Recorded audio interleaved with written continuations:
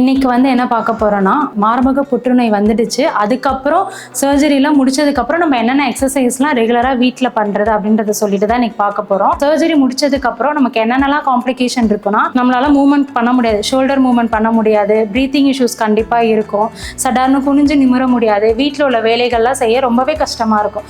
So அதனால நம்ம எக்ஸசைஸ்லாம் செஞ்சுட்டு வந்தோம்னா டே பை டே நமக்கு என்ன ஆகும்னா அந்த பெயின்லாம் கொஞ்சம் ரெடியூஸ் ஆக ஆரம்பிக்கும். ஸோ நம்மளால பழையபடி ஒர்க் பண்ணுறதோ இல்லை ஒர்க் ஸ்டைல் எல்லாமே நமக்கு ஈக்குவல் ஆயிடும்.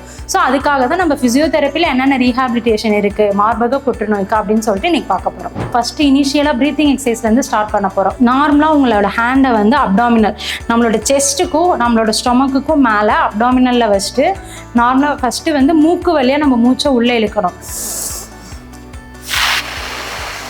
நம்ம நோஸ் வழியா இன்ஹேல் பண்ணிட்டு வாய் வழியா எக்ஸ்ஹேல் பண்றப்ப விசில் ஊதுற மாதிரி நம்மளோட ஏரை வெளியில இது பண்ணணும். அப்பதான் என்ன ஆகும்னா நம்மளோட ஃப்ரெஷ் ஏர்லாம் உள்ள போயிட்டு நம்ம உள்ள டஸ்ட் பார்ட்டிகல் இருந்தாலும் சரி, இன்ஃபெக்ஷனா இருந்தாலும் சரி, இல்ல வேஸ்டேஜ் ஏரா இருந்தாலும் சரி, அது நமக்கு வெளியில எக்ஸ்ஹேல் பண்றப்ப வெளியில வந்துடும். ஸோ நார்மலா ஹேண்டை இப்படி வச்சுட்டு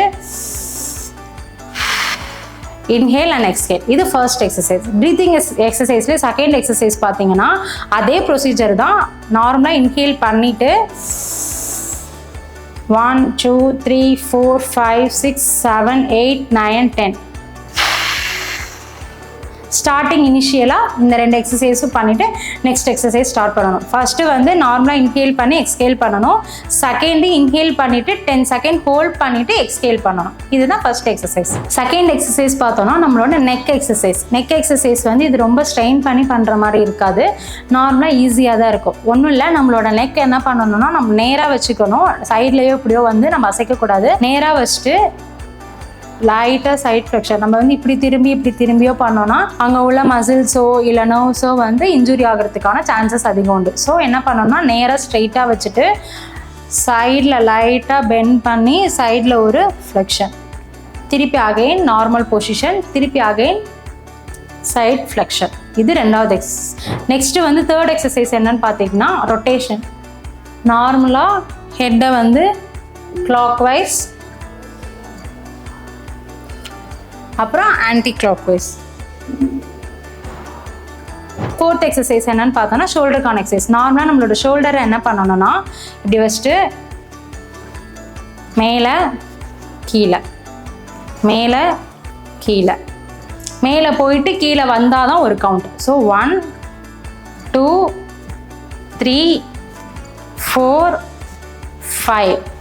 நெக்ஸ்ட் எக்ஸசைஸ் என்னன்னு சொல்லிட்டு பார்த்தீங்கன்னா நம்மளோட ஹேண்டை இப்படி வச்சுக்கணும். ஹேண்ட் இப்படி வச்சுட்டு அப்படியே பின்னாடி 1 2 3 4 5.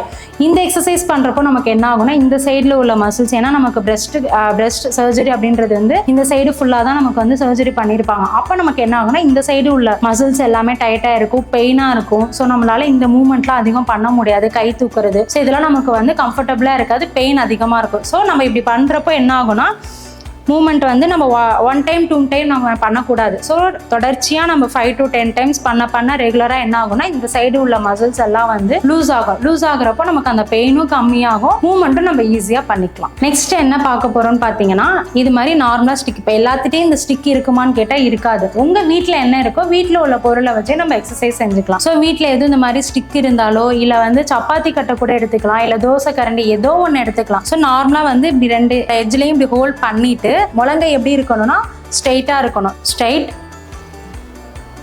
1 2.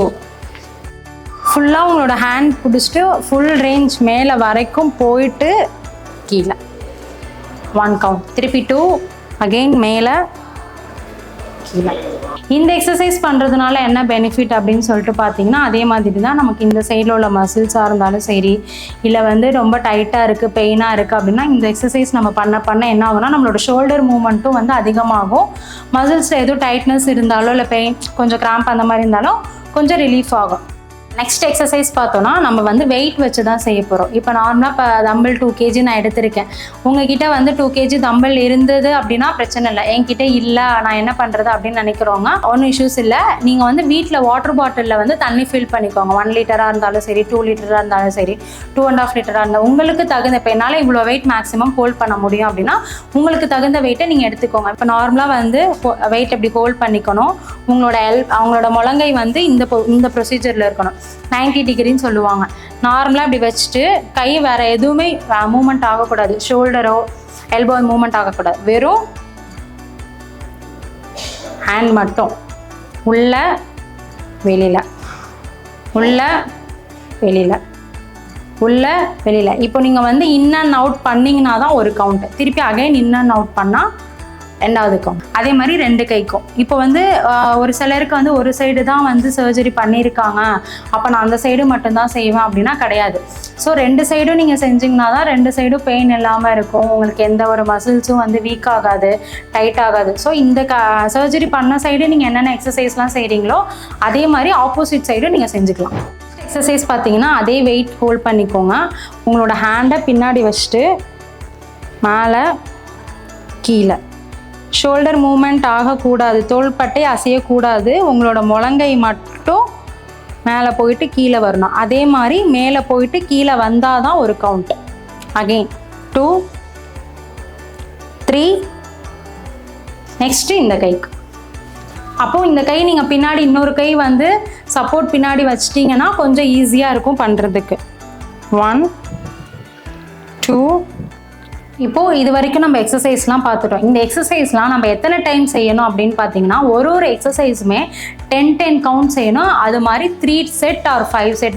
இப்போ என்னால் நல்லா பண்ண முடியும் அப்படின்றவங்க அந்த 5 டைம்ஸ் செஞ்சுக்கோங்க. இல்லை என்னால் மைல்டாக தான் பண்ணோம்னா 3 செட் செய்யுங்க. அடுத்து ஒரு 2 days கழிச்சு 5 இன்க்ரீஸ் பண்ணிக்கோங்க. சரிங்களா? இப்போது நம்ம வந்து எதுக்கு சொல்லியிருக்கேன்னா, இப்போ 10 டைம் பண்ணிட்டீங்க அப்படின்னா நெக்ஸ்ட் ஒரு 10 செகண்ட் பிரேக், அடுத்து 10 பண்ணிங்கன்னா அடுத்து 10 செகண்ட் பிரேக். இது மாதிரி ஒரு எக்ஸசைஸும் 10 டைம் இன்டூ 3 செட் பண்ணணும். எல்லா எக்ஸசைஸுமே நார்மல் ப்ரீத்திங் எக்ஸசைஸாக இருந்தாலும் சரி, இல்லை அடுத்து பண்ணக்கூடிய வாட்டர் பாட்டில் வச்சு பண்ணுறதா இருந்தாலும் சரி, ஸ்டிக் வச்சு பண்ணுற எக்ஸசைஸாக இருந்தாலும் சரி, எல்லா எக்ஸசைஸுமே 10 into 3 செட் பண்ணணும். இந்த எக்ஸசைஸ்லாம் செய்கிறதுனால என்ன ஆகும்னா நம்மளோட மசில்ஸ், அதான் முன்னாடி சொன்ன மாதிரி நம்மளோட மசில்ஸ் எல்லாமே டைட்டாக இருக்க மசில்ஸ்லாம் லூஸ் ஆகும், பெயின் இல்லாமல் இருக்கும், ஸ்ட்ரெஸ் ஃப்ரீயாக ஃபீல் பண்ணுவீங்க. நமக்கு வந்து சர்ஜரி பண்ணிட்டாங்களே பெயினாக இருக்கே, இதுக்கப்புறம் எதுவும் பண்ண முடியாதா அப்படின்னு கேட்டிங்கன்னா எதுவுமே கிடையாது. நீங்கள் இந்த எக்ஸசைஸ்லாம் ரெகுலராக ஃபாலோ பண்ண ஆரம்பிச்சிங்கன்னா டே டு டே லைஃப்பில் உங்களுக்கு என்ன ஆகும்னா சீக்கிரம் பழைய நிலைமைக்கு நீங்கள் வர சான்சஸ் அதிகமாக உண்டு. இப்போ எக்ஸசைஸ்லாம் நம்ம பண்ணிட்டோம். இப்போ வந்து எனக்கு பெயின் இருக்குது, நான் 1 day தான் பண்ணேன், 2 days தான் பண்ணேன், எனக்கு பெயின் வந்துருச்சு, அதுக்கப்புறம் நான் பண்ணலை அப்படின்னு நீங்கள் விட்டுட்டிங்கன்னா சோர்னஸ் பெயின் வர ஆரம்பிச்சிடும். பெயின் அதிகமாக தொடர்ந்து வந்துட்டே தான் இருக்கும். நீங்கள் எக்ஸசைஸ் ஸ்டார்டிங் எடுத்ததுமே இதுக்கு முன்னாடி பண்ணாமல் இருந்துட்டு இப்போ பண்ணுறீங்கன்னா கண்டிப்பாக பெயின் இருக்க தான் செய்யும் 1 or 2 daysக்கு. 3rd day என்ன ஆகும்னா போக போக போக போக அந்த பெயின் வந்து செட்டில் ஆகிடும். நீங்கள் எக்ஸசைஸ் வந்து பண்ணுறப்போ பெயின் இருக்குன்னு சொல்லிட்டு நீங்கள் பண்ணாமல் விட்டுட்டு அடுத்து பண்ண ஆரம்பிச்சிங்கன்னா மசில்ஸ் அங்கங்கே பிடிக்க ஆரம்பிச்சுக்கும், கிராம்ப் ஆகிக்கும், பெயின் அதிகமாக வரலாம். இதனால இன்ஜுரி ஆக நிறைய சான்சஸ் உண்டு. ஸோ பெயின் இருக்குன்னா, ரொம்ப சிவியர் பெயின் இருந்தது அப்படின்னா மட்டும் பண்ண வேணாம், நீங்கள் டாக்டர் கன்சல்ட் பண்ணிக்கோங்க. இல்லை எனக்கு வந்து நார்மல் அந்த எக்ஸசைஸ் பண்ணுறப்ப மட்டும் பெயின் இருக்குது அப்படின்னா அது எல்லாத்துக்கும் வரக்கூடிய பெயின் தான். ஸோ நீங்கள் என்ன பண்ணணும்னா டே பை டே நீங்கள் பண்ணிகிட்டே வர வர அந்த பெயின்லாம் என்ன ஆகும்னா 3rd day 4th dayல செட்டில் ஆகிடும். உங்களுக்கு அதிகமாக பெயின் இருக்குது, என்னால் பண்ண முடியல அப்படின்னா ஹாட் வாட்டர் வேணால் வச்சு நீங்கள் ஒத்தடை மாதிரி கொடுத்துட்டிங்கன்னா அந்த பெயினும் கொஞ்சம் ரெடியூஸ் ஆகும். தேங்க்யூ.